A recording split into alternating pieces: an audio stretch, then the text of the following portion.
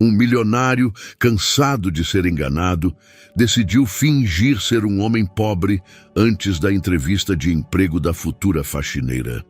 Ele não imaginava que aquele encontro revelaria uma verdade tão poderosa que mudaria tudo para sempre.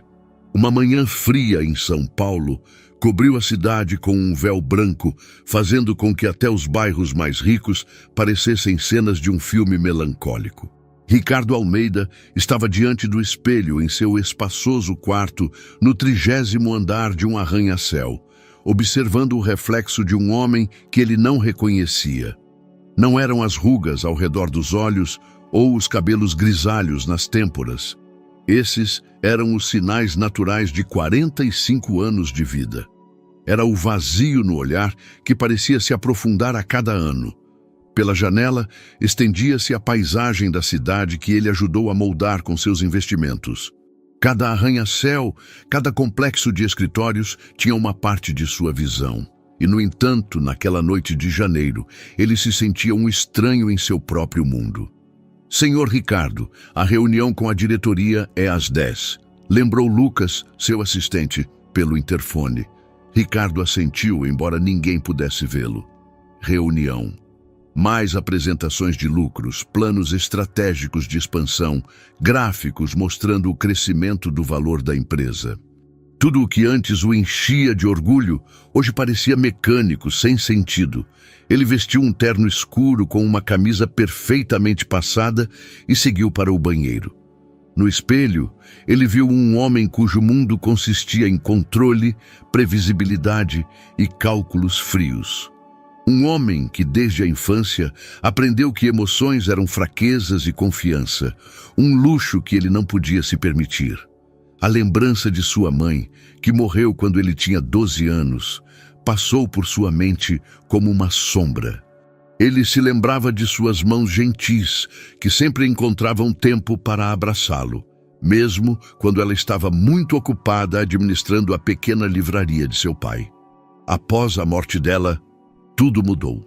Seu pai se afundou no trabalho e no álcool, e Ricardo aprendeu a depender apenas de si mesmo. Ele desceu até a garagem, onde seu motorista o esperava com um BMW preto. Enquanto dirigia pelas ruas nevadas de São Paulo, ele observava as pessoas correndo para o trabalho, agasalhadas em casacos grossos, com rostos embaçados pela respiração. Ele se perguntava o que elas sentiam, o que pensavam, se a vida delas tinha alguma autenticidade que faltava à sua. "Pare aqui!", disse ele de repente, enquanto passavam pelo Largo da Batata. O motorista olhou para ele surpreso. "Senhor Ricardo, a reunião... Chegarei em 1 hora." Ele saiu do carro e ficou parado por um momento, deixando o ar frio encher seus pulmões. Ao seu redor, pedestres apressados, cada um absorto em seus pensamentos, em seus problemas. Ninguém notava o homem com o casaco caro que de repente parou no meio da calçada. Então, uma ideia tão louca lhe veio à cabeça que ele sorriu. Uma ideia que poderia lhe dar a resposta para a pergunta que ele vinha fazendo a si mesmo há meses. Ainda existem pessoas capazes de bondade desinteressada? No dia seguinte, na empresa, ele anunciou que supervisionaria pessoalmente o processo seletivo para a vaga de faxineira. Seus colegas ficaram surpresos. Ricardo Almeida nunca se envolvia em assuntos tão menores. Mas ele tinha um plano. Um plano que o faria se sentir vivo pela primeira vez em décadas. Naquela noite, na solidão de sua cobertura, ele se preparava para um experimento que poderia mudar completamente sua perspectiva, ou confirmar suas piores suposições sobre a natureza humana. Ele ainda não sabia que a manhã seguinte lhe traria um encontro que derrubaria tudo o que ele pensava saber sobre si mesmo e sobre o mundo. O amanhecer trouxe consigo um frio que pinicava as bochechas e transformava a respiração em pequenas nuvens de vapor. Ricardo estava diante do espelho no banheiro, segurando as roupas velhas e rasgadas que comprara no dia anterior em um brechó beneficente. Ele se sentia como um ator se preparando para um papel que poderia ser o mais importante de sua vida. Ele vestiu calças gastas, um suéter surrado com furos nos cotovelos e uma jaqueta que um dia poderia ter sido azul, mas agora parecia um tom cinza sujo de resignação. Olhou para seu reflexo e não se reconheceu. O homem do espelho parecia alguém que ele cruzava na rua, sem prestar atenção. Alguém invisível. Ele saiu do prédio pela entrada dos fundos, evitando o porteiro que poderia reconhecê-lo.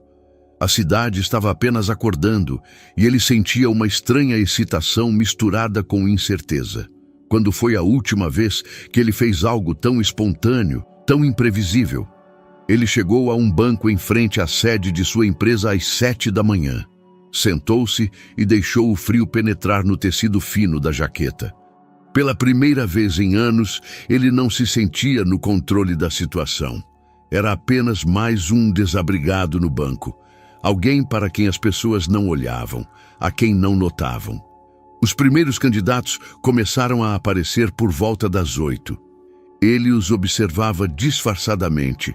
Mulheres de meia idade, algumas com filhos ao lado, outras sozinhas. Todas com a mesma expressão de esperança misturada com incerteza nos rostos. Elas passavam por ele como se ele fosse parte da paisagem urbana. Uma delas, uma senhora de idade com um casaco desgastado, lançou-lhe um olhar de compaixão, mas não parou. Outra, uma jovem mãe com uma criança pequena, apressou o passo como se a presença dele fosse uma ameaça. Ricardo sentiu um estranho aperto no coração. Era assim que as pessoas viam os desabrigados, como invisíveis e às vezes até perigosos. Por anos, ele passou por essas pessoas sem pensar em suas histórias, suas dores, sua humanidade. Já passava das 9 quando ele a viu. A mulher caminhava em um passo tranquilo, carregando uma pequena bolsa e uma garrafa térmica. Ela vestia um casaco simples, mas limpo, e um cachecol que parecia feito à mão. Seu rosto mostrava sinais de cansaço, mas seus olhos ardiam com determinação. Ao notá-lo, ela não apressou nem mudou de direção. Ela parou. "Bom dia", disse ela suavemente, e sua voz soava quente apesar do frio da manhã. Ricardo levantou o olhar, tentando parecer perdido. "Bom dia", respondeu com a voz rouca. Por um momento, eles ficaram assim, olhando um para o outro. Em seus olhos não havia medo nem desprezo. Havia algo que ele não via há muito tempo. Verdadeira compaixão. "O senhor tem um sanduíche ou algo quente para beber?", perguntou ela, procurando em sua bolsa. Ricardo balançou a cabeça, não confiando em sua voz. A mulher abriu a garrafa térmica e despejou café fumegante em um copo de plástico. Em seguida, pegou um sanduíche embrulhado em papel. "Por favor, é tudo o que tenho, mas farei questão de dividir", disse ela, entregando-lhe metade do sanduíche e o copo de café. Ricardo observou as mãos dela. Eram ásperas, calejadas, com unhas curtas e pequenas cicatrizes. Mãos de alguém que trabalhou duro a vida toda. E, no entanto, ela lhe oferecia comida com tanta naturalidade, como se dividir fosse algo óbvio para ela. "Obrigado", sussurrou ele, aceitando o presente. Ela sentou-se ao lado dele no banco, mantendo uma distância apropriada para que ele não se sentisse desconfortável. Eles comeram em silêncio, observando a cidade acordar. O café era forte e doce, e o sanduíche, pão comum com queijo, tinha um gosto melhor do que as refeições mais caras que ele havia comido em restaurantes exclusivos. "Eu sou Helena", disse ela finalmente. "E o senhor?" "Marcelo", mentiu ele sem pensar, usando o primeiro nome que lhe veio à mente. "Prazer em conhecê-lo, senhor Marcelo. O senhor está esperando alguém?" Ricardo assentiu. "E a senhora?" "Para uma entrevista de emprego", respondeu ela, apontando para o prédio da empresa. "Espero que desta vez dê certo." Em sua voz, ele ouvia cansaço, mas também uma determinação inabalável. Era uma mulher que não desistia facilmente. "A vida pode ser difícil", disse ele com cautela. "Sim, mas sempre se pode encontrar algo de bom, mesmo nos piores momentos." respondeu ela com um sorriso que iluminou todo o seu rosto. Por exemplo, hoje conheci uma pessoa gentil em um banco. Ricardo sentiu um nó na garganta. Aquela mulher, que também lutava contra dificuldades, o chamava de pessoa gentil. Se ela soubesse quem ele realmente era, se conhecesse sua história de decisões de negócios frias, ela ainda pensaria assim. Helena bebia o café em pequenos goles, como se quisesse manter o calor nas mãos o máximo possível. Ricardo observava seu perfil, notando detalhes sutis. A maneira como seu nariz se enrugava com o frio, como ela instintivamente ajustava o cachecol para proteger o pescoço do vento. Havia nela algo tranquilo, estável, que contrastava com seu próprio caos interior. "O senhor tem filhos?" perguntou ela de repente, quebrando o silêncio. A pergunta o pegou de surpresa. "Não", respondeu ele honestamente. "E a senhora?" O rosto de Helena se iluminou imediatamente. 3. Gustavo tem 20 anos, estuda na Politécnica. Isabela tem 17, é artista, vive desenhando ou pintando. E o caçula, Enzo, tem 14 anos e adora matemática. Ela falava dos filhos com tanto orgulho que Ricardo sentiu um estranho aperto no estômago. Quando foi a última vez que alguém falou dele com tanto amor? Seus pais estavam mortos, ele não tinha irmãos e amigos. Ele sequer tinha amigos de verdade?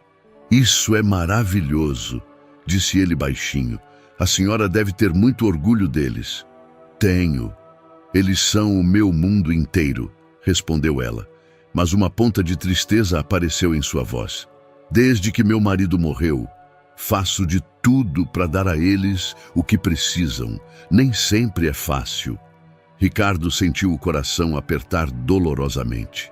Aquela mulher que acabara de dividir com ele sua única refeição era uma viúva lutando pelo futuro de seus filhos. E ele estava sentado ao lado dela, escondendo a identidade de um multimilionário que, com uma assinatura, poderia resolver todos os problemas financeiros dela. "Há quanto tempo a senhora está sozinha?" perguntou ele delicadamente.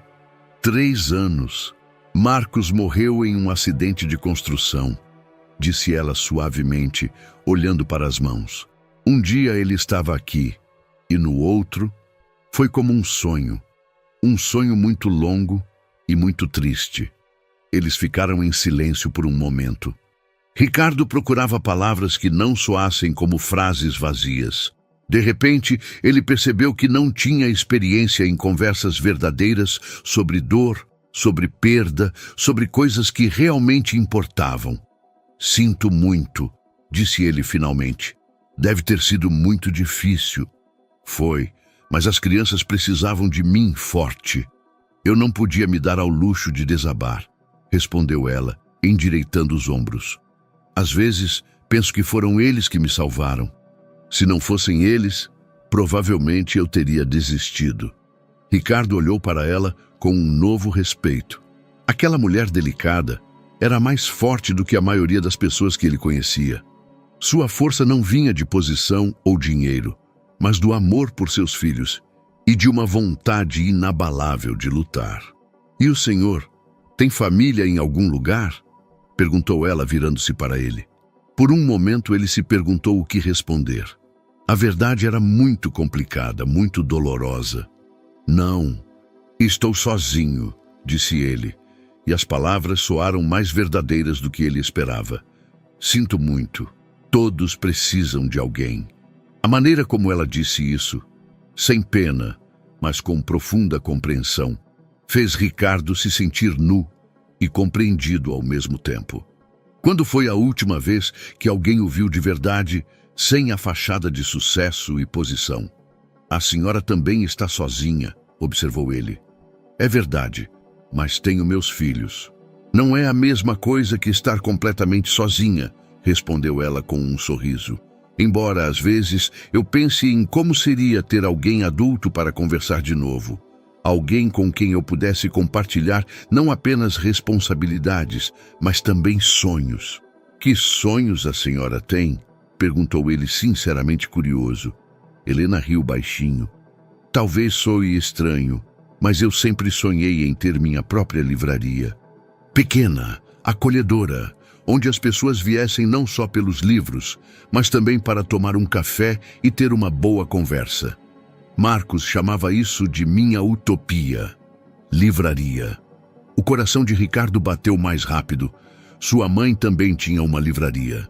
A lembrança de sua figura miúda entre as prateleiras de livros, o cheiro de papel e tinta, a luz quente das lâmpadas, tudo isso voltou com uma força inesperada. É um lindo sonho, disse ele, e um calor apareceu em sua voz que ele mesmo não esperava. Agora é apenas um sonho. Primeiro, preciso garantir que as crianças tenham um teto sobre a cabeça e comida na mesa, disse ela pragmaticamente. Mas Ricardo percebeu um brilho de anseio em seus olhos. Nesse momento, um segurança saiu do prédio e começou a chamar os candidatos para dentro. Helena olhou para o relógio e se levantou. Hora da entrevista. Torça por mim, por favor, disse ela pegando suas coisas. Vou torcer, respondeu ele, levantando-se também. E obrigado pelo café e sanduíche. Significa muito para mim. Helena sorriu e por um momento colocou a mão em seu ombro. Todos precisamos de ajuda às vezes, é normal. Enquanto ela se afastava em direção ao prédio, Ricardo a observava, sentindo seu mundo virar de cabeça para baixo. Aquela mulher que quase não tinha nada, dividiu tudo o que possuía. E ele que tinha tudo, não conseguia dividir nem mesmo a verdade sobre quem era. Pela primeira vez na vida, ele se sentia ao mesmo tempo muito rico e muito pobre. Ricardo ficou no banco por mais meia hora depois que Helena desapareceu no prédio. O frio penetrava em seu disfarce, mas ele não conseguia se mover. Pensamentos rodopiavam em sua cabeça como uma nevasca. As mãos delicadas dela, dividindo o sanduíche, a maneira como ela falava dos filhos, a saudade na voz quando mencionava a livraria. Quando ele finalmente voltou para seu escritório, Lucas olhou para ele com preocupação. Senhor Ricardo, tudo bem? O senhor parecia diferente quando saiu. Tudo bem, respondeu Ricardo, mas as palavras soaram estranhas até para ele mesmo. Nada estava bem.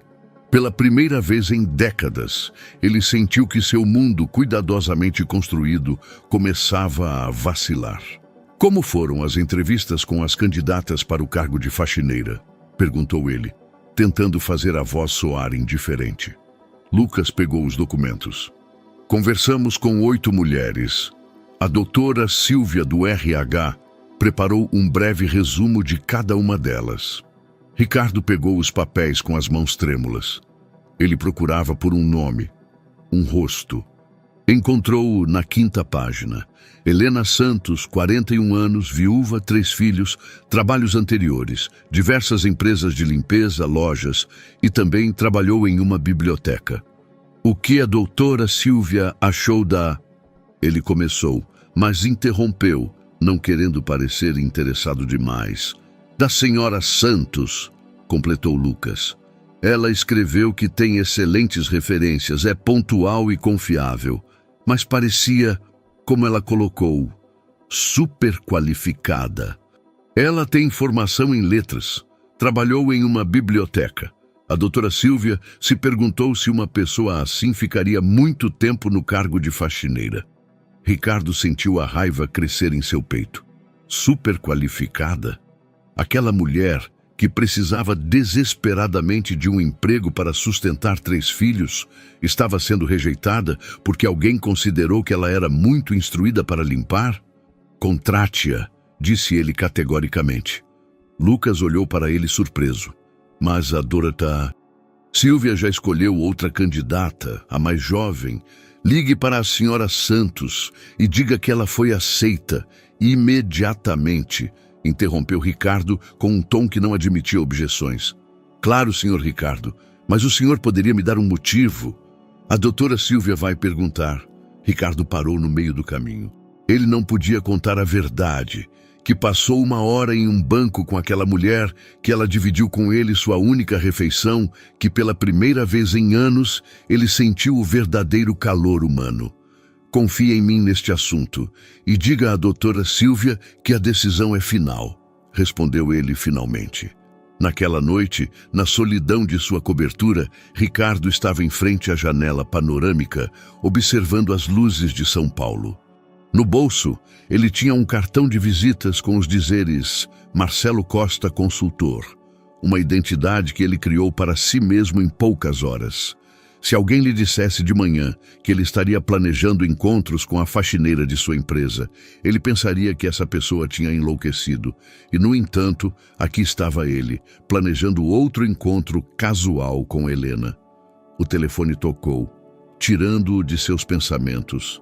Era Sérgio Dantas, membro da diretoria e antigo sócio, com quem Ricardo tinha uma história complicada. Ricardo, ouvi dizer que você está pessoalmente cuidando da seleção de faxineiras agora. Na voz de Sérgio havia ironia. Essa é uma nova direção para o desenvolvimento da empresa? Foi uma decisão única, respondeu Ricardo friamente. Espero que sim. A diretoria está começando a se preocupar com algumas de suas decisões. Essa nova política social, os programas para funcionários, tudo isso custa dinheiro que os acionistas não veem nos lucros. Ricardo cerrou os dentes. A empresa tem os melhores resultados da história. Sim, mas poderia ter resultados ainda melhores. Vamos nos encontrar na próxima semana. Precisamos conversar sobre a direção que estamos tomando. Após desligar, Ricardo ficou sozinho com seus pensamentos. Por anos, ele construiu aquele negócio, dedicando-lhe tudo: tempo, emoções, relacionamentos humanos. E agora, depois de um único encontro com uma mulher desconhecida, ele começava a questionar o sentido de tudo aquilo. No dia seguinte, seu detetive particular, um homem que ele usava para verificar parceiros de negócios, ligou. Gostaria que você reunisse informações sobre uma certa pessoa, disse Ricardo, mas discretamente, muito discretamente. Claro, Sr. Almeida. De quem estamos falando? Helena Santos, mora em São Paulo, tem 3 filhos. Quero saber tudo. Onde mora, onde faz compras, quais são seus hábitos. Após um momento de hesitação, ele acrescentou: e verifique se a família tem algum problema financeiro. Dívidas, atrasos. Entendido. O senhor terá o relatório até o final da semana. Ao desligar, Ricardo sentiu-se a pior pessoa do mundo. Ele estava investigando uma mulher que lhe mostrou bondade desinteressada. Mas ele precisava saber mais. Ele precisava entender quem era Helena Santos e por que um único encontro com ela mudou tudo. Naquela mesma noite, pela primeira vez em anos, Ricardo foi a uma pequena livraria no centro da cidade. Ele ficou entre as prateleiras, inalando o cheiro familiar de papel e tinta, pensando em sua mãe, em Helena e nos sonhos que, às vezes, são a única coisa que permite às pessoas sobreviverem. Ele comprou um volume de poemas de Cecília Meirelles e leu a noite toda, tentando entender o que estava acontecendo com ele. Uma semana depois, Ricardo já tinha a documentação completa da vida de Helena Santos. O relatório do detetive jazia em sua mesa como uma pesada sentença. 20 páginas de informações detalhadas sobre uma mulher que não fazia ideia de que estava sendo observada. Ela morava em um apartamento de 2 quartos no Brás, que alugava há 3 anos. O aluguel estava atrasado há 2 meses. O filho mais velho, Gustavo, trabalhava meio período em uma loja de artigos esportivos para complementar a renda da casa, enquanto estudava engenharia na Politécnica. Isabela frequentava a escola de arte e seus trabalhos eram muito elogiados pelos professores. O caçula, Enzo, tinha problemas com matemática, embora Helena afirmasse que ele a adorava. Ricardo também leu sobre seus empregos anteriores, a Biblioteca Municipal, onde trabalhou por 8 anos antes da morte do marido, diversas empresas de limpeza, alguns meses em uma floricultura. Em todos os lugares, as mesmas opiniões: diligência, pontualidade, honestidade. E em todos os lugares, a mesma história: demissões por motivos econômicos, cortes de pessoal, fechamento de negócios. Mas o que mais apertou seu coração estava na última página do relatório. A lista de livros que ela pegava emprestado da biblioteca pública: poesia de Carlos Drummond de Andrade, romances de Guimarães Rosa, traduções de Dostoiévski, e também manuais sobre como administrar um pequeno negócio, sobre livrarias, sobre literatura infantil. Mesmo em sua difícil situação, ela não parou de sonhar. No primeiro dia de trabalho de Helena na empresa, Ricardo não conseguia se concentrar em mais nada. Por volta das 10 da manhã, ele fez um passeio casual pelo prédio. Ele a encontrou no terceiro andar, onde ela limpava meticulosamente o chão de um dos corredores. Ela estava vestida com um uniforme de trabalho azul claro e seus cabelos estavam presos em um coque prático. Ela trabalhava concentrada, cuidando de cada detalhe com atenção. "Bom dia", disse ele, parando a uma distância segura. Helena levantou o olhar e por um momento pareceu surpresa. Depois sorriu calorosamente. "Senhor Marcelo, o que o senhor está fazendo aqui?" Ricardo sentiu o rosto corar. Ele não havia preparado uma resposta para aquela pergunta óbvia. "Tenho uma reunião com uma das empresas neste prédio", gaguejou ele. "E a senhora conseguiu o emprego? Parabéns!" "Sim, é um verdadeiro milagre", respondeu ela, endireitando-se e apoiando o esfregão na parede. "Ontem à noite ligaram e disseram que fui aceita." As crianças ficaram tão felizes que o Enzo pulava por todo o apartamento. Sua alegria era tão autêntica que Ricardo sentiu prazer e vergonha ao mesmo tempo. Prazer porque ele pôde dar a ela alegria e vergonha porque o fazia sob uma identidade falsa. "Isso é maravilhoso", disse ele. "O trabalho parece interessante." Helena riu baixinho. "Não é o trabalho dos meus sonhos, mas é honesto. E para mim, isso é o mais importante. Graças a ele, posso dar estabilidade aos meus filhos." Por um momento, eles ficaram em silêncio. Ricardo observou como ela manuseava o equipamento delicadamente, com que dignidade ela realizava um trabalho que muitas pessoas consideravam humilhante. Em sua postura não havia nenhum traço de vergonha ou amargura. "Senhor Marcelo, talvez sou estranho, mas o senhor gostaria de tomar um café?" perguntou ela de repente. "Tenho um intervalo em meia hora. Por perto tem uma cafeteria tão agradável." O coração de Ricardo bateu mais rápido. Com prazer. A cafeteria sob a paineira era um lugar pequeno e aconchegante, virando a esquina. Ricardo nunca havia estado lá antes. Ficava em um bairro que ele sempre passava de carro, sem parar. Agora, sentado em uma mesa com uma toalha de renda, ele descobria um mundo que existia bem ao lado de sua realidade luxuosa. Helena pediu um café com leite simples. Ele, um expresso. Quando a garçonete trouxe o pedido, ele notou que Helena adicionava açúcar com muito cuidado. Apenas um torrão, como se cada um fosse ouro. "O senhor me contaria sobre si?" perguntou ela, mexendo o café. "Ontem conversamos tanto sobre mim e o senhor permaneceu um mistério." Ricardo sentiu pânico. "Tio..." Durante toda a semana, ele se preparou para aquele momento, inventando a história de Marcelo Costa. Mas agora, olhando em seus olhos sinceros, a mentira o incomodava como um terno apertado demais. "Sou consultor", disse ele com cautela. "Ajudo empresas a otimizar processos." "Isso parece interessante e provavelmente bem pago?" "Não me queixo", respondeu ele, sentindo-se um impostor. "E a família? O senhor disse que está sozinho." Aqui, pelo menos, ele podia ser sincero. "Meus pais morreram quando eu era jovem. Eu deveria me concentrar na carreira e, de alguma forma, nunca encontrei tempo para construir uma família." Helena assentiu com compreensão. "É triste. Família é a coisa mais importante do mundo. Sem ela, o sucesso é vazio." As palavras dela o atingiram como um raio. Quantas vezes ele ouviu uma afirmação semelhante de diferentes pessoas e quantas vezes ele as desconsiderou. E agora, proferidas por uma mulher que perdeu o marido e lutava pelo futuro de seus filhos, soaram como uma verdade revelada. Talvez a senhora tenha razão, disse ele baixinho. Senhor Marcelo, posso lhe fazer uma pergunta pessoal? Ricardo assentiu, embora o coração começasse a bater mais rápido. O senhor parece solitário, não no mau sentido, mas como se carregasse um peso. Está tudo bem?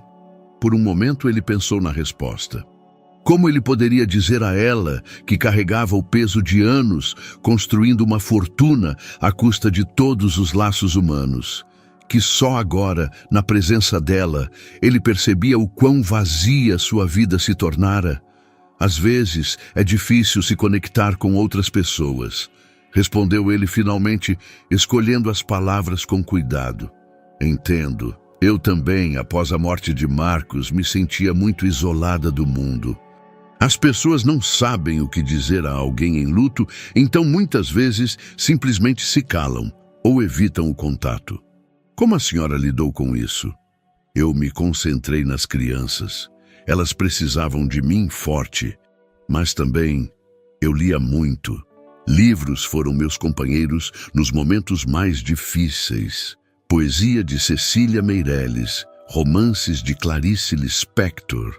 A literatura tem esse poder de ajudar a pessoa a se sentir menos sozinha. Ricardo pensou no volume de poemas que ele comprou uma semana antes e que lia todas as noites. Eu também estou descobrindo poesia ultimamente, admitiu ele. Sério? Os olhos de Helena brilharam de entusiasmo. E os poemas de quem o senhor lê? Cecília Meirelles. Ah, que ótima escolha! Ela tem esse dom de olhar para as coisas comuns de uma maneira incomum. O senhor conhece o poema dela, Motivo? Ricardo balançou a cabeça, mas memorizou o título. É sobre como cada momento é único e irrepetível. Cada encontro, cada conversa, como, por exemplo, a nossa, disse ela com um sorriso. Nesse momento, Ricardo percebeu que estava se apaixonando por ela. Não era uma atração superficial ou fascínio. Era algo mais profundo, mais fundamental. Era a necessidade de estar perto de alguém que via o mundo com olhos cheios de calor e esperança. Quando voltaram ao prédio, Helena tocou seu ombro. Obrigada pelo café e pela conversa, senhor Marcelo. Fico muito feliz por termos nos conhecido. Eu também, respondeu ele, e essas palavras eram mais verdadeiras do que tudo o que ele havia dito nos últimos anos. Nas 3 semanas seguintes, Ricardo tornou-se um mestre dos encontros casuais. Ele descobriu que Helena fazia compras em uma pequena mercearia na rua Thiers aos sábados às 11, que aos domingos ia à missa na igreja de Nossa Senhora do Rosário e às quintas-feiras à noite visitava a biblioteca Mário de Andrade. Seu detetive lhe fornecia essas informações com precisão cirúrgica, mas cada novo encontro fazia Ricardo se sentir cada vez mais a pior pessoa do mundo. No entanto, ele não conseguia se conter. Naquela manhã de sábado, quando casualmente a encontrou em frente à mercearia, Helena parecia particularmente cansada. Ela usava a mesma jaqueta de sempre, mas ele notou que estava mais gasta e seus sapatos tinham novos arranhões. "Senhor Marcelo!"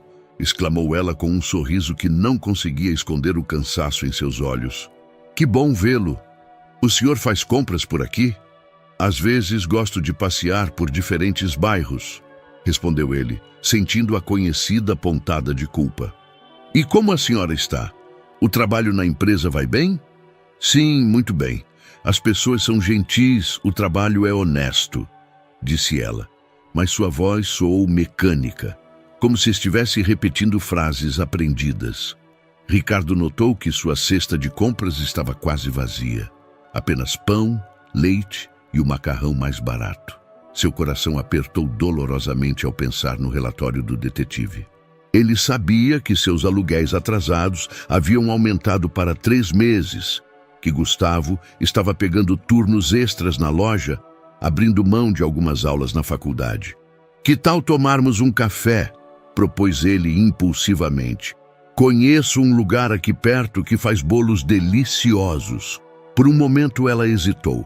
"É muito gentil, mas eu insisto", ele acrescentou rapidamente. "Por favor, permita-me retribuir por todas essas conversas agradáveis. A cafeteria literária foi sua mais recente descoberta.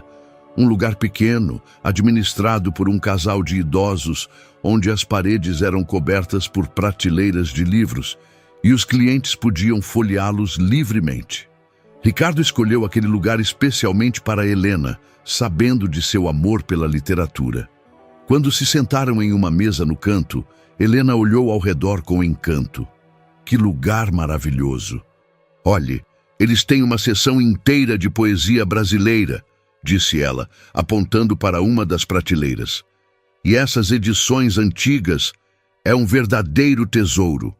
Ricardo observou como o rosto dela se iluminava. Pela primeira vez em semanas, ela parecia genuinamente feliz, não apenas educada ou grata. Eles pediram café e cheesecake, e quando a garçonete trouxe o pedido, Helena olhou para o bolo com uma mistura de encantamento e constrangimento. "É demais", disse ela baixinho. "Senhor Marcelo, eu realmente não deveria." "Por favor", ele a interrompeu delicadamente. "Permita-me ter o prazer de oferecer algo a alguém que foi tão gentil comigo."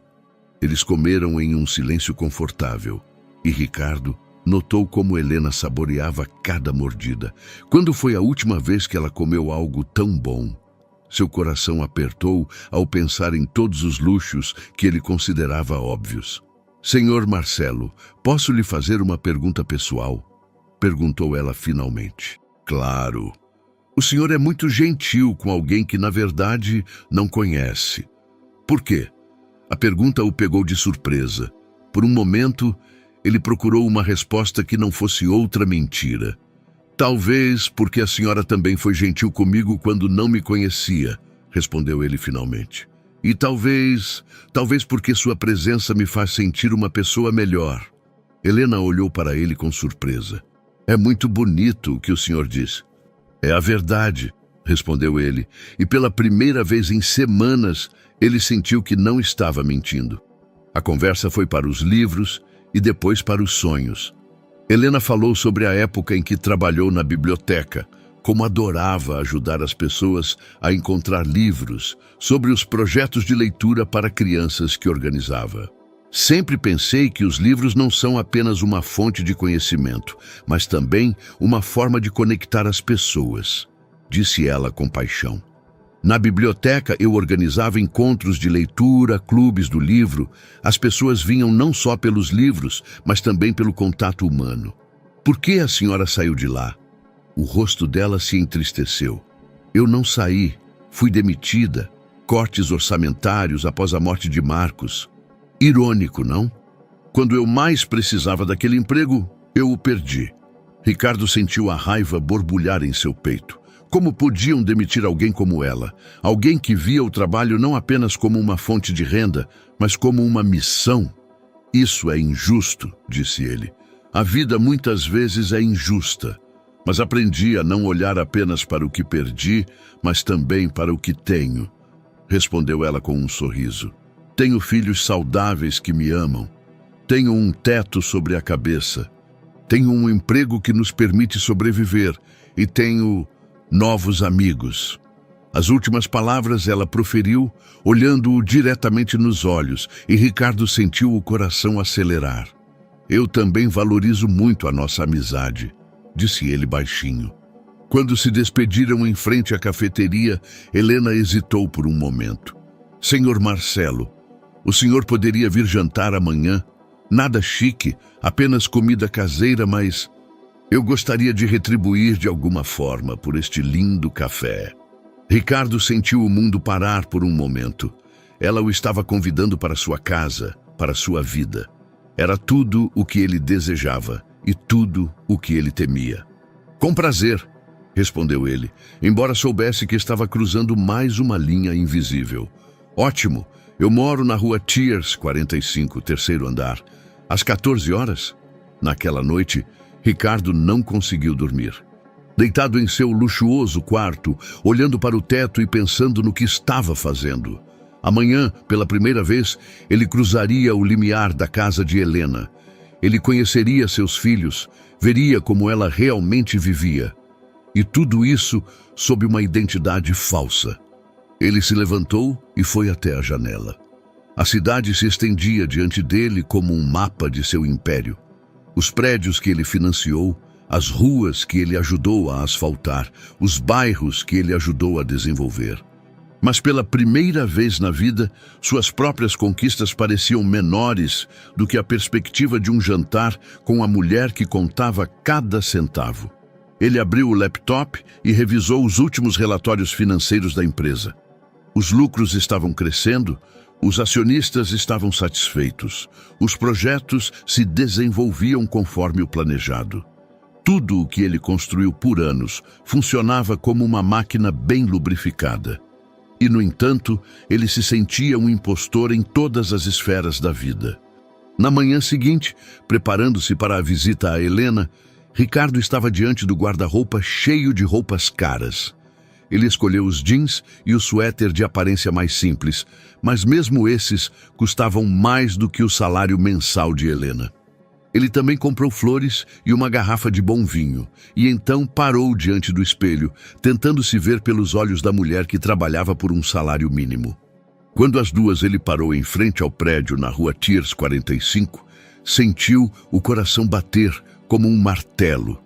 Era o momento em que seus dois mundos se encontrariam, e ele não tinha certeza se estava pronto para as consequências.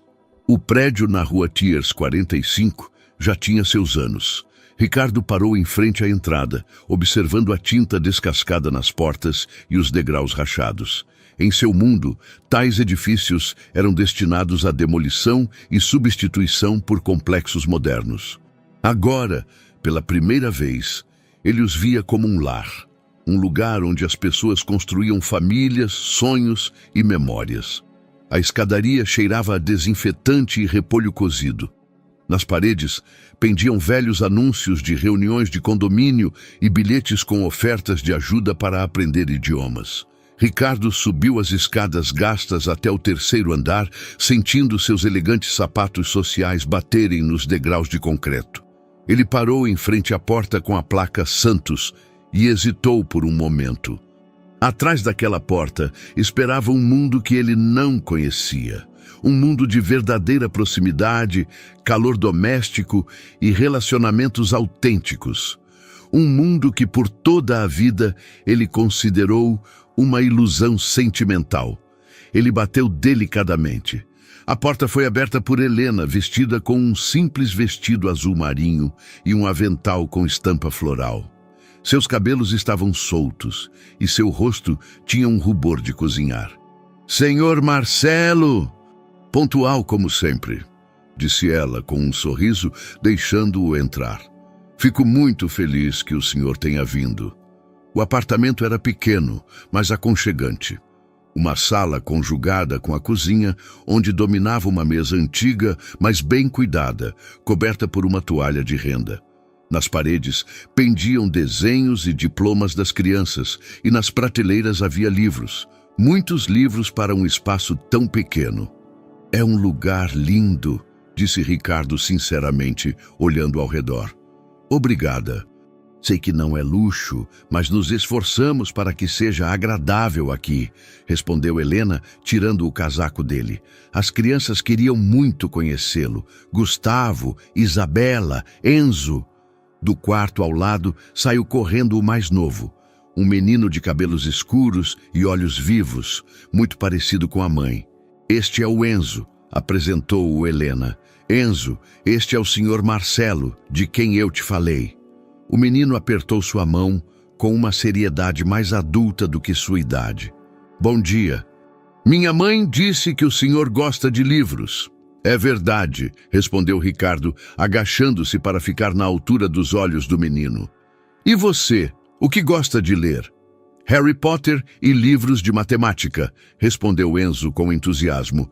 Minha mãe diz que matemática é a poesia dos números. Da cozinha veio o som de saltos e um momento depois apareceu uma adolescente de cabelos longos e escuros e olhos cheios da curiosidade de um artista. Ela vestia um vestido preto e tinha as unhas pintadas de roxo. Esta é a Isabela, disse Helena com orgulho, nossa pequena artista. Bom dia, disse Isabela, observando-o atentamente. Mamãe disse que o senhor trabalha como consultor. Isso significa que o senhor aconselha empresas sobre como operar melhor? Ricardo sentiu-se desconfortável sob o olhar penetrante dela. Pode-se dizer que sim. Isso é interessante. Eu penso em estudar na Faculdade de Belas Artes, mas minha mãe se preocupa que não seja uma profissão prática. A arte é muito importante, disse Ricardo, olhando para os desenhos nas paredes. Eram realmente talentosos, retratos, paisagens, composições abstratas. Esses trabalhos são seus? Isabela assentiu corando. São só rascunhos. Não são só rascunhos. É um verdadeiro talento, disse ele sinceramente. Você já os enviou para algum concurso? Não temos. Quer dizer, começou Isabela, mas foi interrompida pelo irmão mais velho que entrava na sala. Gustavo era um jovem alto e bonito, com uma expressão séria no rosto. Ele vestia um méter simples e jeans, mas sua maneira de se mover e seu olhar denunciavam a maturidade de alguém que teve que amadurecer cedo. Bom dia, disse ele, apertando a mão de Ricardo. Seu aperto era forte, firme. Gustavo Santos. Marcelo Costa. Prazer em conhecê-lo. Mãe, disse Gustavo, virando-se para Helena. Posso ajudar na cozinha? Está tudo pronto, querido. Sentem-se à mesa. O jantar consistiu em caldo de carne, bifes à milanesa com arroz, feijão e salada de alface e tomate. A comida era simples, mas preparada com amor. Ricardo não conseguia se lembrar da última vez que havia comido uma refeição preparada por alguém especialmente para ele. Durante a refeição, ele conversou com as crianças, descobrindo seus sonhos e planos. Enzo queria ser engenheiro como o irmão mais velho, Isabela sonhava em estudar arte e Gustavo falava sobre seu trabalho de engenheiro e o trabalho extra na loja. Você não precisa trabalhar tanto, disse Helena baixinho para Gustavo. De algum jeito a gente se vira. Mãe, está tudo bem, é só temporário, respondeu Gustavo, mas Ricardo percebeu o cansaço em seus olhos. Após o jantar, Helena preparou chá e as crianças voltaram às suas atividades. Ricardo ficou sozinho com ela na cozinha, ajudando a lavar a louça. Crianças maravilhosas, disse ele. É o meu maior orgulho, respondeu Helena, enxugando um prato. Às vezes me preocupo que não lhes dou o suficiente, mas a senhora lhes dá o que é mais importante, interrompeu Ricardo. Amor, valores, apoio, isso é mais do que dinheiro. Helena olhou para ele com gratidão. Obrigada. Às vezes é difícil acreditar, especialmente quando vejo como o Gustavo trabalha duro para ajudar em casa. E se surgisse uma oportunidade para as crianças desenvolverem seus talentos? Se a Isabela pudesse participar de oficinas de arte ou o Enzo tivesse aulas particulares de matemática? Seria um milagre, respondeu ela com um sorriso triste. Mas essas coisas custam e eu... Mas e se? Insistiu Ricardo. E se? Claro que eu gostaria. Todo pai quer dar aos filhos as melhores oportunidades, disse ela, observando-o atentamente. Por que o senhor pergunta? Ricardo percebeu que estava se envolvendo demais. Apenas pensei. Seus filhos são verdadeiros tesouros. Quando ele estava prestes a sair, Isabela se aproximou timidamente. Senhor Marcelo, o senhor poderia dar uma olhada nisso, disse ela, entregando-lhe um pequeno caderno de esboços. Estes são meus trabalhos mais recentes. Ricardo folheou os esboços. Eram ainda melhores do que os da parede. Um retrato da mãe, uma paisagem de São Paulo, um desenho abstrato representando a solidão. Em cada linha havia talento e profunda sensibilidade. Isso é extraordinário, disse ele sinceramente. Você tem um verdadeiro dom. O senhor acha que tenho chances de estudar arte? Tenho certeza, respondeu ele, e em sua voz havia tanta convicção que a garota se iluminou. Enquanto ele saía do apartamento, Helena o acompanhava até a porta. Obrigada por este lindo dia, disse ela. Há muito tempo não vi as crianças tão felizes por causa de um convidado. Eu que agradeço. Não me lembro da última vez que me senti tão em casa. Helena olhou para ele com compaixão. O senhor realmente está sozinho, não é? Ricardo assentiu, não confiando em sua voz. Por favor, lembre-se que o senhor tem amigos aqui, sempre. Ao descer as escadas, Ricardo sentia-se ao mesmo tempo feliz e desolado. Em 3 horas, ele conheceu o que lhe faltava por toda a vida. O verdadeiro calor familiar, o amor desinteressado, os laços autênticos entre as pessoas. E tudo isso foi construído sobre uma mentira. No dia seguinte, na empresa, Ricardo não conseguia se concentrar em nada, além das lembranças do almoço na casa de Helena. Sentado em seu luxuoso escritório, ainda sentia o gosto do caldo de carne caseiro e via diante dos olhos os talentosos desenhos de Isabela, o olhar sério de Gustavo e o entusiasmo de Enzo. Pela primeira vez na vida, seu próprio escritório lhe parecia frio e estéril. Por volta do meio-dia, ele ligou para seu assistente. Lucas, gostaria que você verificasse quais programas de bolsas de estudo oferecemos a jovens artistas. Programas de bolsas de estudo? Senhor Ricardo, não oferecemos tais programas. Então vamos criá-los e verifique também se temos alguma iniciativa de apoio a filhos de funcionários. Lucas silenciou por um momento. Senhor Ricardo, isso está relacionado à nova estratégia de CSR. Ricardo hesitou. Ele não podia dizer que estava pensando em uma garota específica que desenhava em um apartamento de 2 quartos no Brás e sonhava em estudar arte. Apenas acho que deveríamos investir mais na comunidade, respondeu ele finalmente. Naquele mesmo dia, à tarde, quando ele passou casualmente pelo posto de Helena, parou ao ver seu rosto cansado. Ela limpava o chão de um dos corredores, mas o movimento de seus braços era mais lento do que o usual e havia gotas de suor em sua testa. Bom dia, disse ele, aproximando-se dela.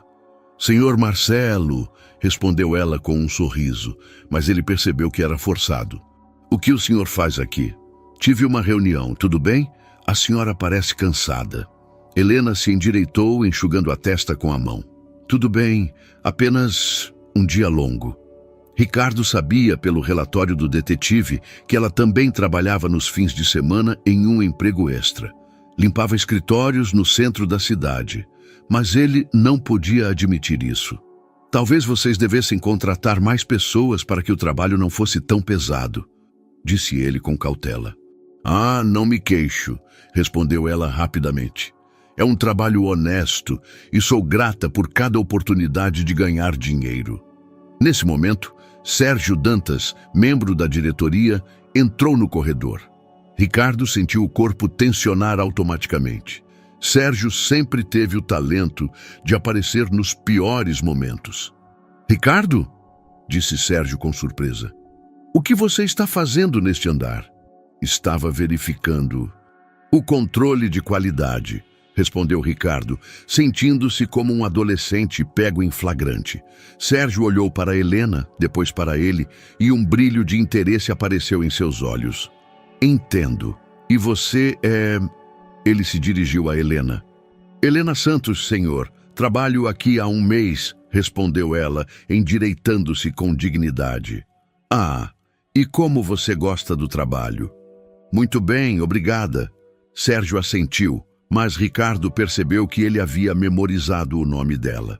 Isso não era bom. Ricardo, precisamos conversar. Que tal você vir ao meu escritório em 1 hora? Quando Sérgio saiu, Helena olhou para Ricardo com preocupação. Era alguém importante, não era? Espero não ter causado problemas. Não, não, está tudo bem, acalmou Ricardo, mas ele mesmo sentia uma crescente inquietação. Uma hora depois, ele estava sentado no escritório de Sérgio, que tinha uma decoração bem menos elegante que o seu, mas era igualmente funcional. Então você está verificando pessoalmente a qualidade da limpeza? Começou Sérgio sem rodeios. Me preocupo com os padrões da empresa. Claro, e essa mulher, qual era o nome dela? Santos. Você a conhece há muito tempo? Ricardo sentiu um alarme soar em sua cabeça. Não a conheço. Estava apenas verificando como a nova funcionária estava se saindo. Entendo, disse Sérgio, mas seu tom sugeria que ele não acreditava em nada. Ricardo, está tudo bem? Ultimamente você parece diferente. Esses novos programas sociais, o interesse pessoal na limpeza. A empresa tem os melhores resultados da história, respondeu Ricardo com irritação. Sim, mas a diretoria está começando a se preocupar com a direção que estamos tomando. Aumento de gastos com programas sociais, menor foco nos lucros. Alguns acionistas estão preocupados. Acionistas sempre se preocupam. É o papel deles. Ricardo, somos amigos há anos. Você pode me dizer o que está acontecendo? Por um momento, Ricardo pensou se não deveria contar a verdade a Sérgio. Talvez seu velho parceiro entendesse.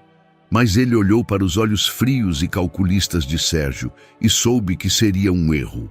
Nada está acontecendo. Apenas estou pensando a longo prazo na reputação da empresa. Sérgio assentiu, mas Ricardo sabia que a conversa não havia terminado. Naquela noite, na solidão de sua cobertura, Ricardo estava na janela, olhando para as luzes cintilantes da cidade. O telefone tocou. Lucas havia lhe enviado informações sobre as possibilidades de criar programas de bolsas de estudo e apoio para funcionários. Lendo os relatórios, Ricardo começou a formular um plano. O programa Desenvolvimento de Talentos, bolsas de estudo para filhos talentosos de funcionários da empresa. Custo relativamente pequeno no orçamento corporativo. Benefício: a possibilidade de ajudar Isabela sem levantar suspeitas. Mas havia outro problema.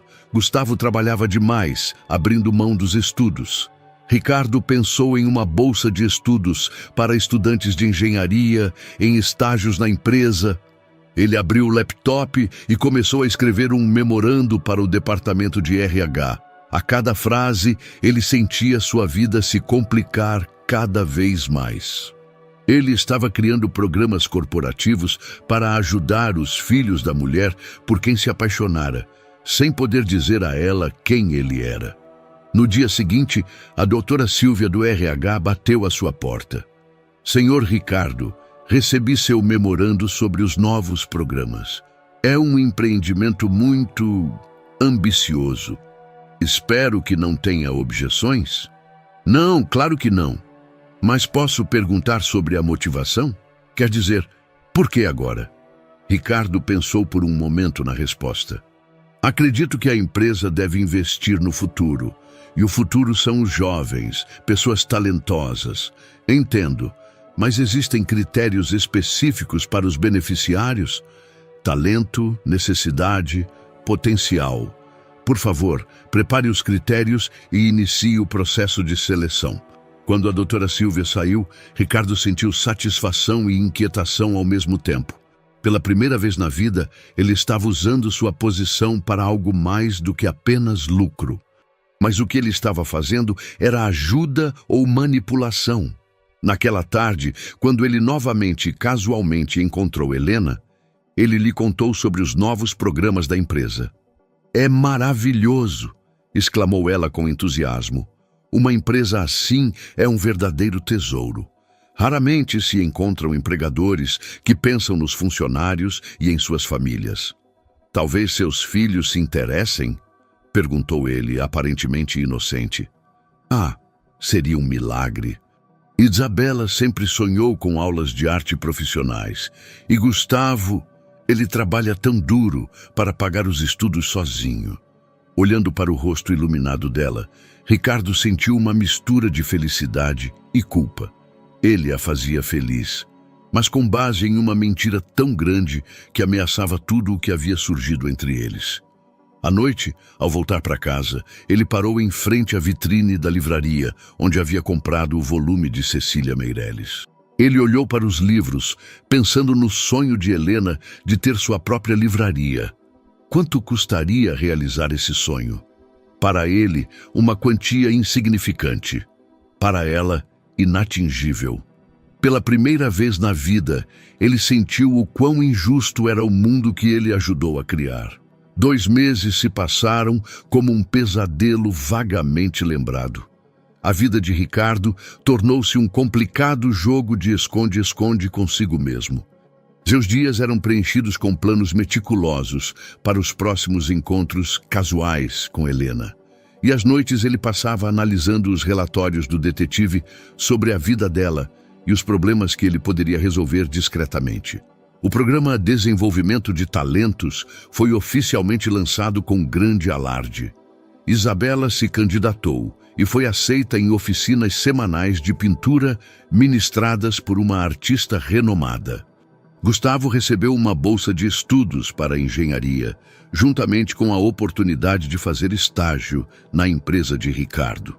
Enzo recebeu aulas particulares de matemática gratuitas, oficialmente como parte de um programa de apoio a filhos de funcionários de baixa renda. Ricardo observava a alegria de Helena às escondidas, sentindo-se ao mesmo tempo como um bom espírito protetor e como o pior manipulador do mundo. É como se um anjo da guarda estivesse cuidando de nossa família, ela lhe disse um dia, durante mais um café em sua cafeteria favorita, sob a paineira. Tudo está dando tão certo que às vezes tenho medo de que seja um sonho. Ricardo sentiu um nó na garganta. Talvez seja apenas a hora de boas mudanças. Talvez, respondeu ela com um sorriso pensativo. Mas sabe de uma coisa? Às vezes tenho a impressão de que alguém está observando nossa vida muito de perto. Todas essas oportunidades aparecem exatamente quando mais precisamos delas. O coração de Ricardo bateu mais rápido. Ela estava começando a suspeitar de algo? Pode ser coincidência? Disse ele com cautela. Ou alguém muito gentil, respondeu ela, olhando-o diretamente nos olhos.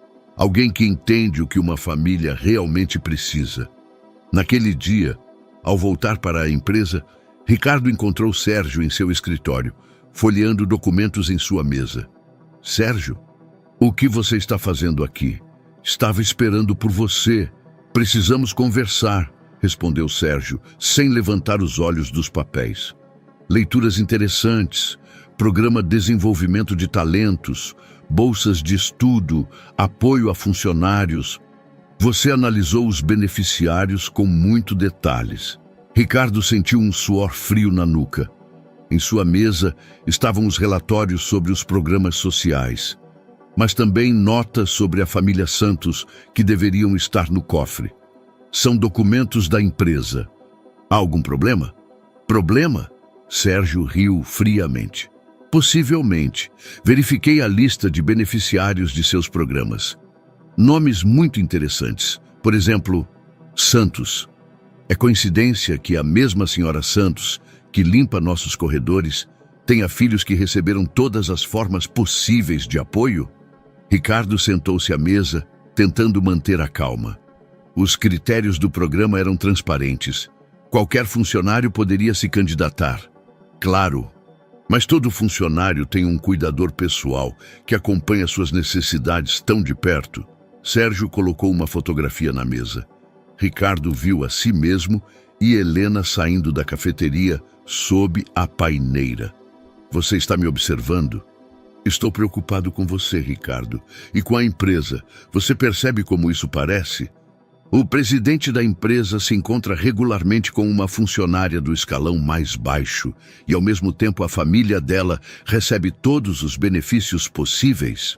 Ricardo se levantou, sentindo a raiva borbulhar em seu peito.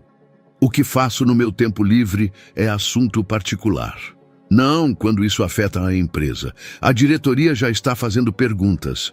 Dr. Antunes ligou ontem. Parece que a filha dele não conseguiu a bolsa de estudos de arte, embora tenha um portfólio melhor do que a... Qual o nome dela mesmo? Isabela Santos. O portfólio da Isabela era excelente. Ricardo! Sérgio bateu a mão na mesa. Você está se ouvindo? Você sabe os nomes dos filhos da faxineira. Isso não é normal. Por um momento, houve silêncio no escritório. Ricardo sabia que Sérgio tinha razão. Seu comportamento era indefensável do ponto de vista da lógica corporativa. Mas pela primeira vez na vida, a lógica não era o mais importante para ele. "O que você quer de mim?" perguntou ele finalmente. "Termine com isso, imediatamente. Essa mulher é uma ameaça à sua posição e à reputação da empresa. Helena é a pessoa mais honesta que conheço." "Helena?" Sérgio sorriu ironicamente. "Já pelo primeiro nome? Ricardo, você se apaixonou por ela?" A pergunta pairou no ar como uma sentença. Ricardo sabia que cada palavra que ele dissesse agora teria consequências. "É complicado", respondeu ele finalmente. "Meu Deus, é verdade." Sérgio balançou a cabeça em descrença. Ricardo Almeida, o homem que por 20 anos tratou as emoções como fraqueza, se apaixonou pela faxineira. "Não a chame assim.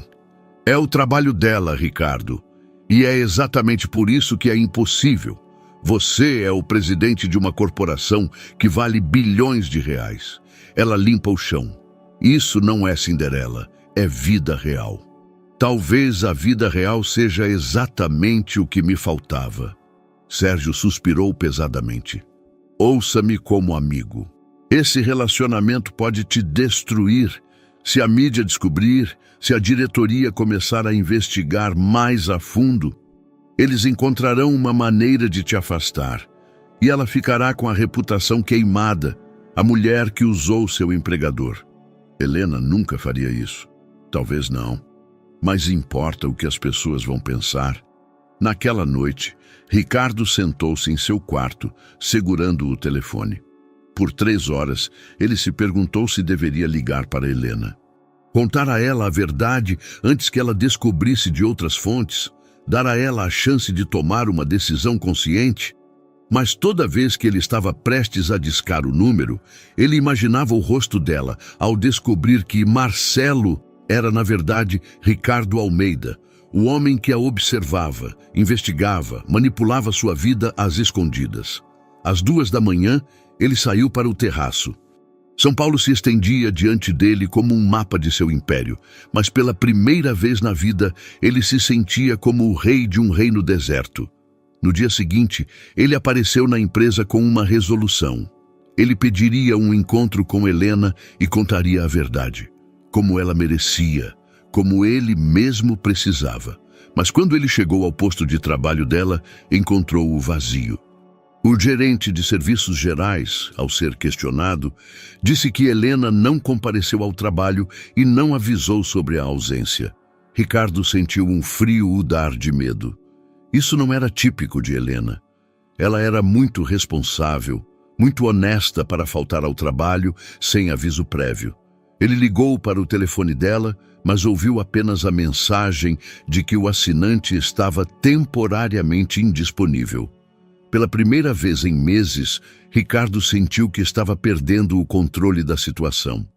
E pela primeira vez na vida, ele entendeu o quão assustado estava, não por sua posição ou pela empresa, mas pela mulher que ele amava, sem saber sequer quem ele realmente era para ela. À noite, ele decidiu ir para a Rua Thiers. Se algo tivesse acontecido com Helena, ele precisava saber, mesmo que isso significasse o fim de todas as suas mentiras. Ricardo parou em frente ao prédio na Rua Thiers 45, às 8 da noite, sentindo o coração bater forte no peito. As luzes nas janelas do apartamento de Helena estavam acesas. Então, ela estava em casa. Isso o acalmou, mas ao mesmo tempo levantou novas perguntas. Por que ela não foi trabalhar? Ele subiu as escadas familiares, mas desta vez, cada degrau parecia mais pesado.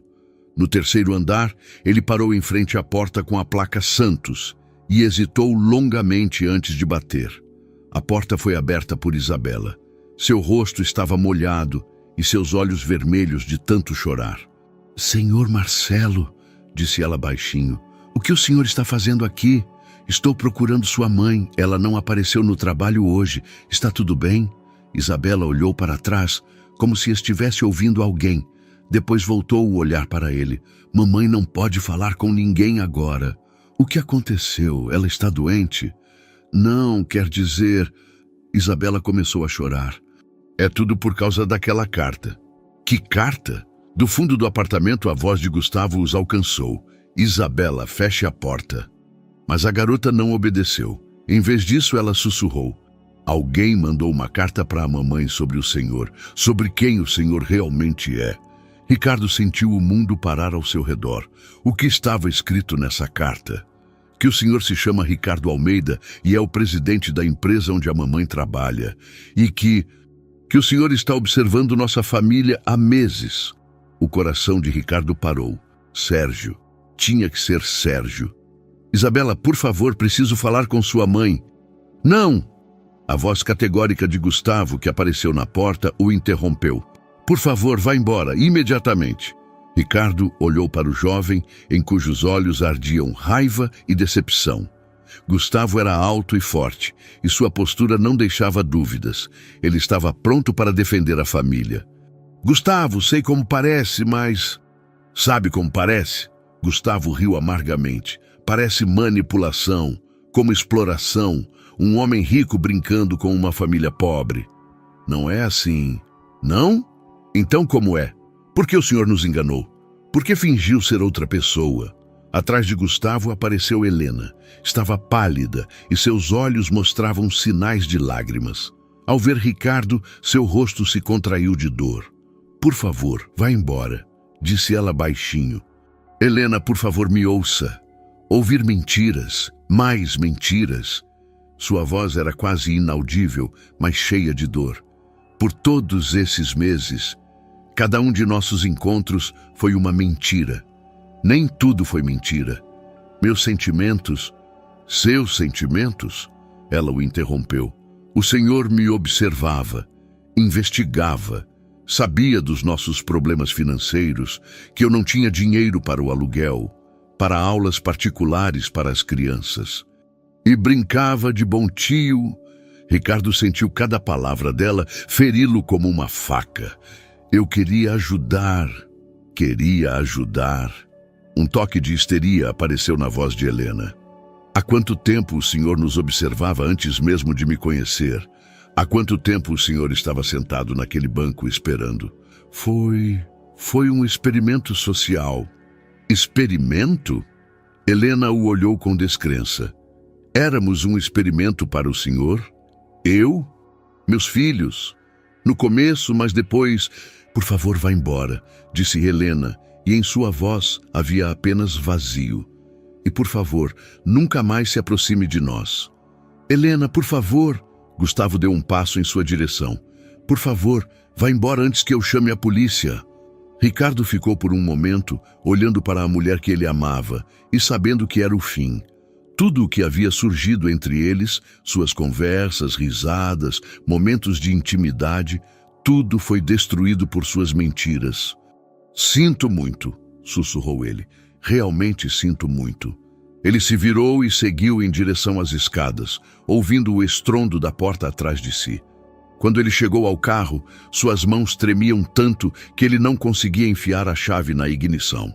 Ele se sentou na escuridão, sentindo seu mundo desmoronar. O telefone tocou. Era Sérgio. "Você já falou com ela?" "Foi você?", disse Ricardo com a voz desprovida de emoção. "Sim, fui eu. Alguém precisava encerrar esse teatro. Para o seu bem e para o bem da empresa. Como você pôde... Como eu pude te salvar de você mesmo? Muito fácil. Enviei a ela cópias dos relatórios do detetive que encontrei em seu escritório. Relatórios muito detalhados, devo admitir." Ricardo fechou os olhos. "Você destruiu tudo." Não, Ricardo, você destruiu tudo quando decidiu brincar de Cinderela. Agora podemos voltar à normalidade. Normalidade? Ricardo riu amargamente. Você acha que depois disso eu posso voltar à normalidade? Você precisa. A diretoria se reúne na segunda-feira. Dr. Antunes está propondo uma moção de desconfiança. Se você quiser manter a empresa, precisa se concentrar. Ricardo desligou sem responder. Ele ficou no carro por mais uma hora, olhando para as janelas do apartamento de Helena. As luzes se apagaram uma a uma, e ele soube que acabara de perder a única coisa na vida que realmente importava. No dia seguinte, ele não foi trabalhar. Pela primeira vez em 20 anos, ele se sentou em sua cobertura, olhando para a cidade e pensando que, por suas próprias mentiras e covardia, havia perdido a chance de verdadeira felicidade. À noite, ele escreveu sua renúncia ao cargo de presidente. Depois, a rasgou. E escreveu novamente, mas nem a renúncia poderia reverter a dor que ele viu nos olhos de Helena. 3 meses se passaram como um pesadelo nebuloso. Ricardo permaneceu formalmente no cargo de presidente. A diretoria, no final, não decidiu por uma moção de desconfiança, principalmente porque os resultados da empresa ainda eram excelentes. Mas algo nele morreu naquela noite na rua Thiers. Ele parou de fazer a barba diariamente, parou de se preocupar com os ternos. Seu assistente Lucas observava com preocupação como seu chefe lentamente se transformava em uma sombra de si mesmo. Ricardo também parou de investigar Helena. Ele dispensou o detetive, destruiu todos os relatórios, mas ele não conseguia parar de pensar nela e se perguntar como sua família estava. Finalmente, ele decidiu agir, mas desta vez, sem se esconder. Ele começou com pequenos gestos. Pagou anonimamente os aluguéis atrasados de todos os moradores do prédio na rua Thiers 45.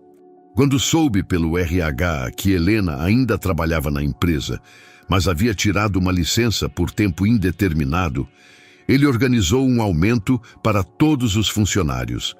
Depois vieram gestos maiores. A empresa de Ricardo comprou e reformou a Biblioteca Mário de Andrade, aquela que Helena visitava regularmente. Na nova seção infantil, ele colocou uma placa: Sala de Leitura Marcos Santos, em memória de seu falecido marido. Quando soube que Gustavo estava com dificuldades para continuar os estudos, ele estabeleceu um fundo de bolsas de estudo para estudantes de engenharia de famílias de funcionários. Não pessoalmente para Gustavo, para todos os jovens em situação semelhante. Para Isabela, ele criou um concurso de artes plásticas para jovens artistas de São Paulo. O prêmio era uma bolsa de estudos para a Faculdade de Belas Artes e um ano de mentoria com um artista renomado. Ele fez tudo abertamente, em seu próprio nome, sem identidades ocultas, sem manipulações. A mídia escreveu sobre o novo rosto de Ricardo Almeida, sobre o empresário com coração. Mas para ele, não se tratava de imagem. Tratava-se de reparação. Um dia, Gustavo Santos ligou para ele. Senhor Almeida, aqui é o Gustavo Santos. Ricardo sentiu o coração acelerar. Sim, diga. Eu queria agradecer pelo que o senhor está fazendo, pela bolsa, pela biblioteca. Tudo isso significa muito para nós. Não precisa agradecer, não foi direcionado pessoalmente à sua família. Eu sei. Mas também sei que foi o Senhor quem organizou tudo isso. Houve uma pausa. Minha mãe não sabe e não pode saber, mas eu queria dizer ao Senhor: eu entendo por que o Senhor fez isso. Não justifico, mas entendo. Ricardo fechou os olhos. Como sua mãe está? Está difícil para ela. Voltou a trabalhar na biblioteca. Eles a recontrataram após a reforma. Mas não é a mesma de antes. Como se tivesse perdido algo importante. Sinto muito, sussurrou Ricardo. Eu sei. Isabela também entende. Só a mamãe. Ela se sente enganada. E não consegue superar isso. E o Enzo? O Enzo nem entende o que aconteceu. Continua perguntando por que o tio Marcelo não nos visita mais. A conversa terminou com a promessa de Gustavo de que manteria Ricardo informado sobre como a família estava. Não por espionagem, mas por decência humana. Semanas se passaram. Ricardo continuava a dirigir a empresa, mas mecanicamente. Sérgio assumia cada vez mais responsabilidades, satisfeito por seu plano ter dado certo e por Ricardo ter voltado à razão. Mas Ricardo não havia voltado a nada. Todas as noites, ele se sentava em seu quarto perto da janela e olhava na direção do Brás, pensando na mulher que lhe mostrou como a vida verdadeira poderia ser. Um dia, ele recebeu um telefonema da diretora da biblioteca. Senhor Almeida, é uma situação desagradável, mas uma de nossas funcionárias, a senhora Helena Santos, descobriu que foi o senhor quem financiou a reforma e a bolsa em homenagem ao marido dela. Ela veio até mim muito perturbada e disse que, se isso fosse verdade, ela renunciaria ao emprego. Ricardo sentiu uma dor aguda no peito. E o que a senhora disse a ela? Nada ainda. Mas posso perguntar, há alguma maneira de convencê-la a ficar? Ela é realmente uma boa funcionária. Diga a ela, Ricardo engoliu em seco, diga a ela que ela pode ficar se quiser, que nenhum dos fundos vem pessoalmente de mim, mas do fundo da empresa, e que ninguém a incomodará mais. Naquela noite, Ricardo tomou uma decisão. Ele escreveu uma carta para Helena, a primeira carta em sua vida em que não mentiu. Querida Helena, sei que não tenho o direito de lhe escrever esta carta. Sei também que provavelmente a jogará fora, sem lê-la até o fim. Mas preciso tentar explicar, não para me justificar, mas para lhe devolver parte da dignidade que lhe tirei. Tudo o que aconteceu é minha culpa. Não de Sérgio, não da empresa, não das circunstâncias. Minha. Comecei como um experimento, mas terminei como um homem que amou uma mulher tão profundamente que não conseguiu lhe dizer a verdade. Fui um covarde. Não porque tive medo de que me rejeitasse por causa do dinheiro. Tive medo de que me rejeitasse por causa de quem eu fui a vida toda. Um homem frio e manipulador que não sabe amar sinceramente. Você me ensinou o que significa ser bom. Não por palavras, mas por atos. Pela forma como dividiu um sanduíche com um estranho. Pelo amor com que falava dos filhos, pelos sonhos de livraria que carregava no coração, apesar de todas as dificuldades. Não peço perdão, sei que não o mereço. Mas queria que soubesse, cada sentimento que declarei como Marcelo era verdadeiro. Cada conversa, cada momento passado com você foi o momento mais feliz da minha vida. A bolsa para Isabela, a ajuda para Gustavo, a reforma da biblioteca, não são tentativas de comprar seu perdão, são tentativas de reparar parte dos danos que causei. Não a você, mas ao mundo, onde pessoas como eu usam o poder em vez de ajudar. Não a incomodarei mais, prometo. Mas se alguma vez precisar de ajuda, não para si, mas para os seus filhos, por favor, permita-me ser útil. É o mínimo que posso fazer. Seja feliz, Helena. Você e seus filhos merecem toda a felicidade do mundo. Ricardo. A carta ficou na mesa dela na biblioteca por 3 dias. Gustavo a encontrou quando foi visitar a mãe. Mãe, você leu isso? Helena balançou a cabeça. Não quero. Talvez devesse. Isabela ganhou o concurso de artes plásticas. Ganhou uma bolsa de estudos. Eu sei. E sei quem organizou. Mãe.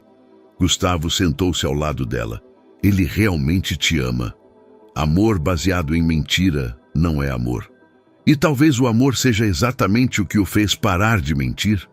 Helena olhou para o filho com surpresa. Gustavo raramente falava de sentimentos. Ele destruiu nossa confiança. Sim, mas talvez as pessoas possam mudar. Veja o que ele está fazendo na cidade. Todos esses programas de ajuda, a biblioteca, as bolsas, não é relações públicas. É um homem tentando consertar seus erros. Naquela noite, Helena leu a carta. Depois a leu novamente. E mais uma vez. À noite, ela se sentou perto da janela, olhando para as luzes da cidade. Pela primeira vez em meses, ela pensava não na dor, mas no homem que se sentou ao lado dela no banco e confessou sua solidão. As pessoas podem ser confiadas uma segunda vez? O amor verdadeiro pode nascer de uma mentira? Ela não sabia as respostas. Mas pela primeira vez em meses, ela estava pronta para procurá-las. O outono em São Paulo chegou com uma suavidade inesperada. Folhas douradas dançavam no ar e os quentes raios de sol prolongavam o verão. Ricardo caminhava pela Alameda das Paineiras, no Parque Ibirapuera, segurando um pequeno livro, um volume de poesia de Cecília Meirelles, que ele comprara 6 meses antes. Ele não estava lá para encontrar Helena, pelo menos era o que ele dizia a si mesmo. Ele apenas precisava de uma caminhada, um lugar para pensar. O fato de ter escolhido o parque, que era seu lugar favorito para passeios de domingo, era uma coincidência.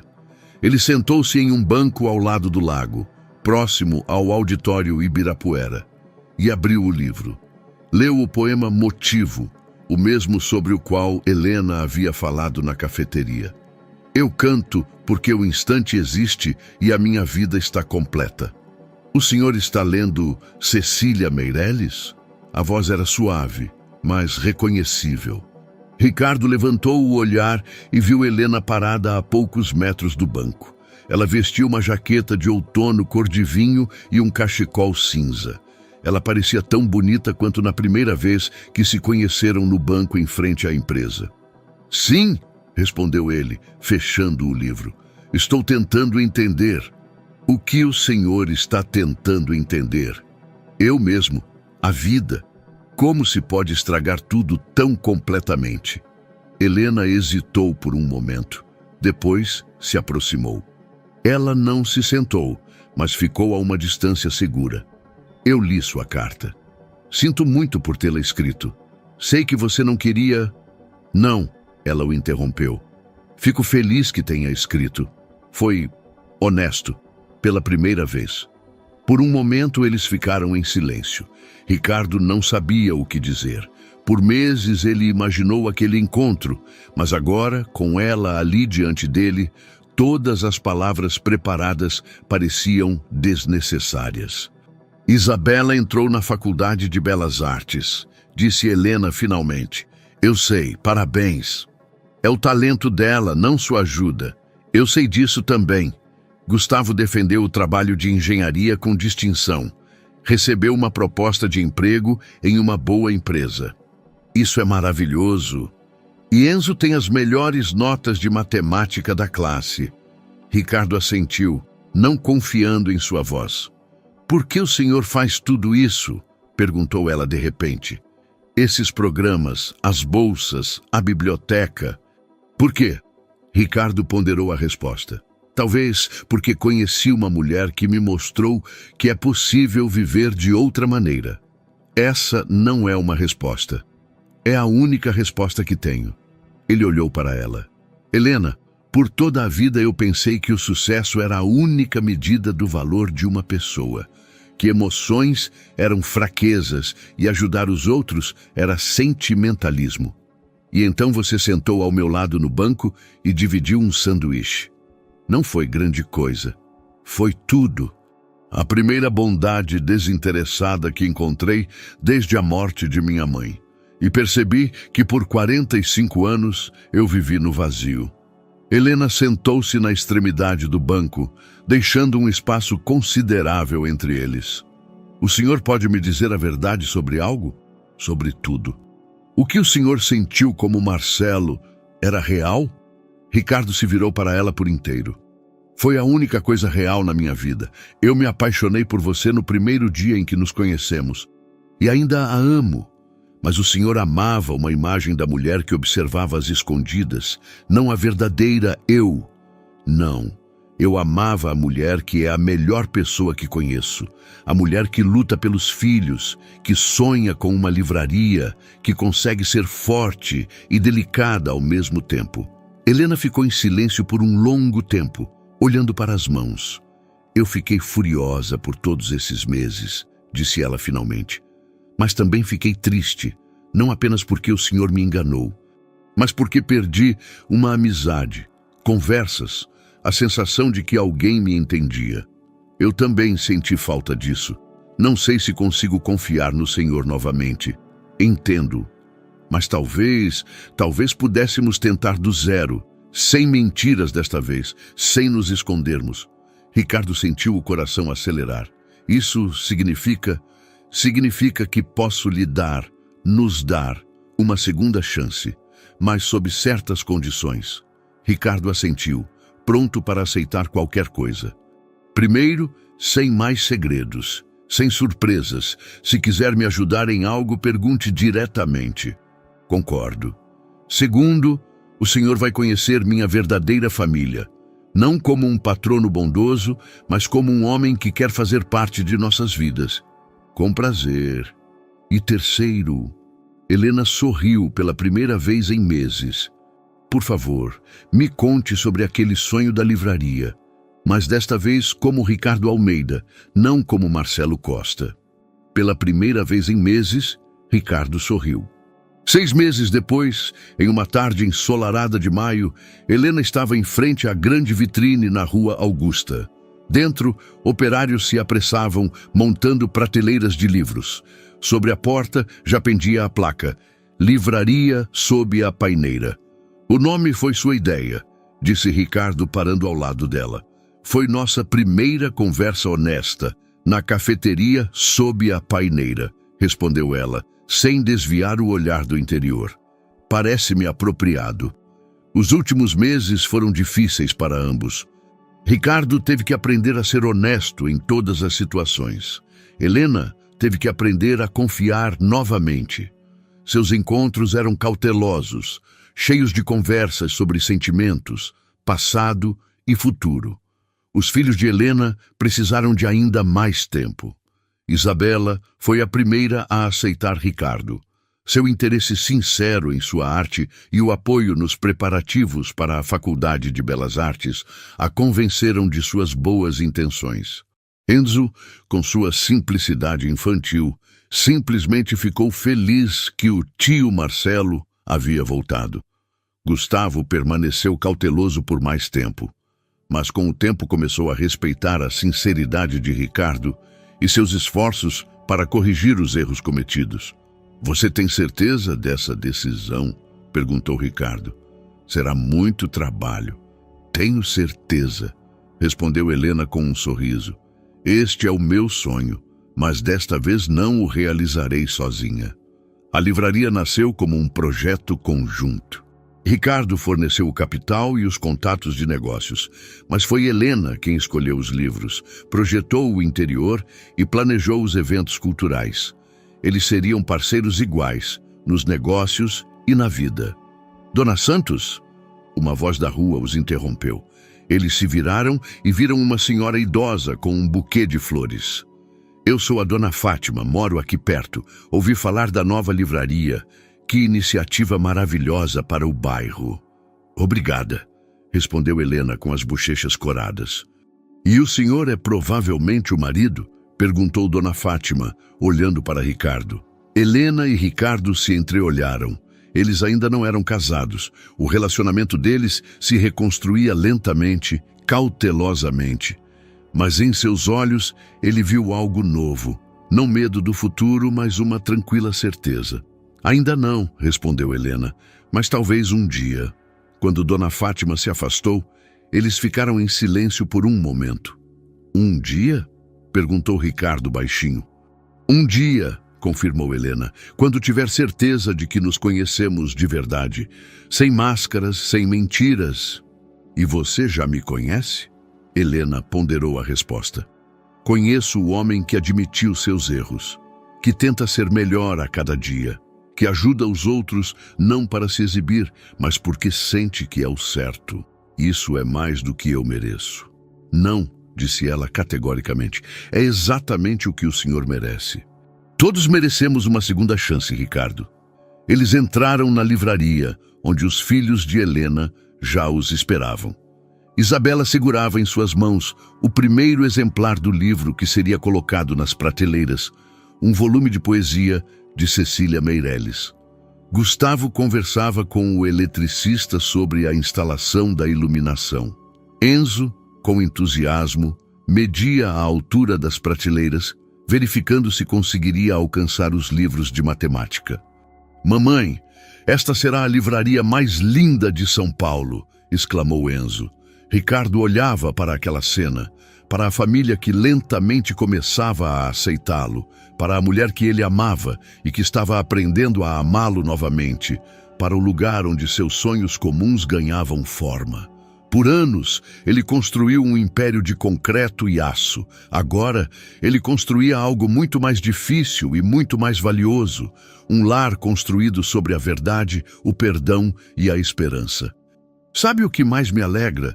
disse Helena, parando ao lado dele. «O quê?» «Que finalmente estou conhecendo o verdadeiro Ricardo Almeida e que eu gosto dele». Ricardo a abraçou delicadamente, sentindo seu coração se encher de um calor que ele nunca havia experimentado antes. Pela janela, São Paulo se preparava para a noite e na pequena livraria na Rua Augusta, uma nova história começava. Uma história sobre como, mesmo das maiores mentiras, o amor verdadeiro pode florescer, se as pessoas tiverem a coragem de ser honestas consigo mesmas. Tenho sincera esperança